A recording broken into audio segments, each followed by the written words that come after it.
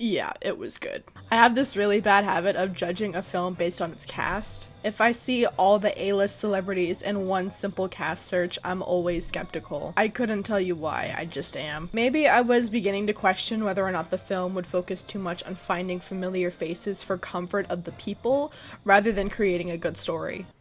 I feel like a fool for actually believing this, because Chris Never Miss Nolan was responsible for this movie, and he absolutely did it again. Anne Hathaway felt like almost a completely different actress. The last time I saw her act like this was in Interstellar. Typically I see her in a chick flick playing a ditzy woman pushing 40, but she embodies the role, and I could physically feel her pain here. And I mean, Matt Damon stole the show. I was very surprised by him too. Not that Matt Damon is a bad actor, but personally, I see him as the kid from Good Will Hunting still. I feel that his talents have grown with him. He has always been a strong actor, but his performance shows a new level of confidence and maturity in this movie. He's just a reminder that elite actors can still keep growing. I've definitely grown a new respect for him. Robert Pattinson was also really good at being a complete douche. I recently saw him in the drama, and that shit was crazy. I think we sometimes forget that acting is about transforming into different people, literally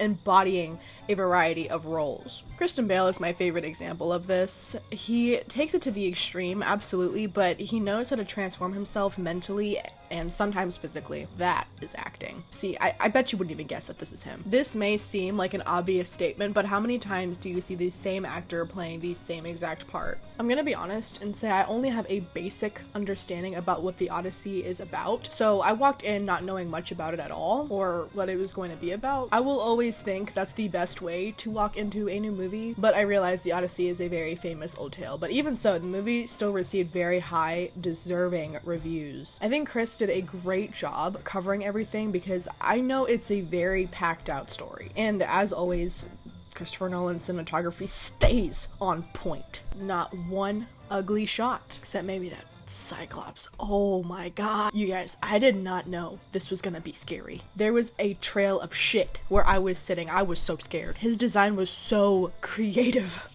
It was great. I'm not gonna lie to you, I haven't been this deeply disturbed by a creature since Alien Romulus came out. And the noises he was making, oh my gosh. This was a very loud movie. This movie knew how to add suspense and tension for sure. I thought it was very productive how they did not give every soldier on the ship a personality or character, whereas one of the other soldiers speaks out for the entire group. We spent that time on the only 3 characters that we're here for. Some of the best stories ever told have only 1 or 2 characters. Look at Eternals, for example. So many characters to cover, but we only care about what?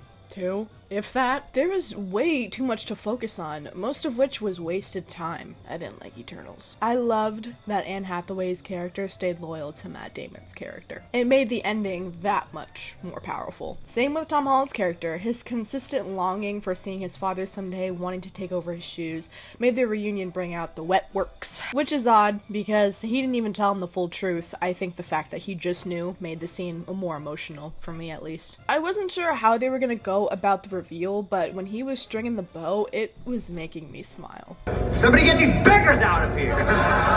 I expect nothing less from Robert Pattinson at this point. I really appreciate him as an actor because I don't think he was taken very seriously before. Now, every time he shows up in a movie, he gets people's asses in the theater. He always gives it 100%, and you can see that. He embodies his roles. Somewhat similar to Zendaya, she started off on Disney Channel, and she's been in at least 3 movies just this year. Like, holy shit. I'm really excited we get another great film this year. This year's cinema has been overall very, very redeeming. I genuinely wondered if the cinema experience would still matter a decade from now, with streaming becoming so big and movies declining because sometimes it feels like they don't know what we actually want. Take Obsession, for example. That was created by a Gen Z director. He knows what the newest audience is going to want to see. Not to diss any directors that are older, because obviously look at Christopher Nolan, he's been making movies for probably longer than I've been alive, and he's still doing it. That's because they're throwing new ideas at us. They're giving us something that we haven't really seen before. Christopher Nolan either takes an old idea out of history, for example, given the Odyssey, or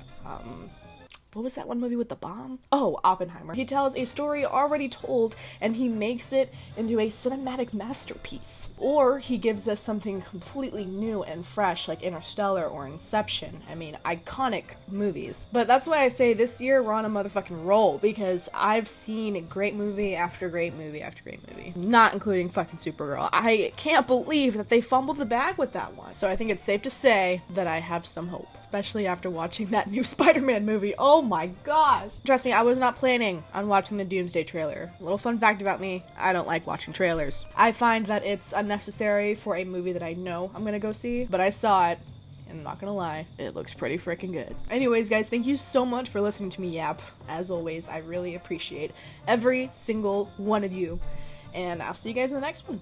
Peace.